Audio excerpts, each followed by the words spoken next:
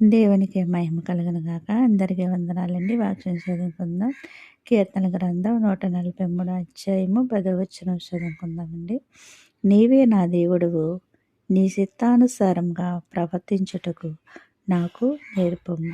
దయగల నీ ఆత్మ సమభూమి గల ప్రదేశమందు నన్ను నడిపించము.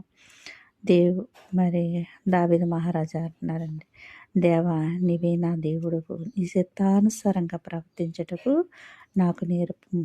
దయగల నీ ఆత్మ సమభూమి గల ప్రదేశమందు నన్ను నడిపించమని దావీదు మహారాజు గారు ప్రార్థన చేసుకుంటున్నారండి.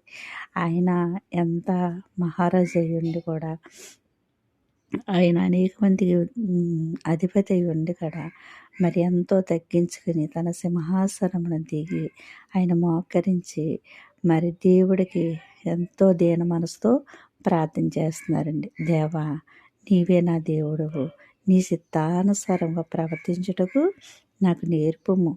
దయగల నీ ఆత్మ సమభూమి గల ప్రదేశమందు నన్ను నడిపించమని మరి ఎంతగానో అడుగుతున్నారండి. నీ దయగల ఆత్మ నాకు ఇవ్వయ్యా, ఈ సమభూమి గల ప్రదేశమందు నేను ఈ ప్రజల్ని ఎలా నడిపించాలో నాకు నేర్పయ్యా అని మరి దావీదు మహారాజు గారు అడుగుతున్నారండి. అలాగే మనము కూడా దావీదు మహారాజు ఎలాగైతే మరి దేవుణ్ణి అడిగారు, దేవుని చిత్తానుసారంగా నడిపించమని, అలాగే మనం కూడా అడిగినప్పుడు ఆయన మనకు కూడా తన చిత్తానుసారంగా నడిపిస్తాకి ప్రవర్తిస్తాకి నేర్పిస్తారండి. ఆయన దయగల ఆత్మ మనం కూడా తోడుగా ఉంచి సమభూమి గల ప్రదేశమందు మనం నడిపిస్తారండి.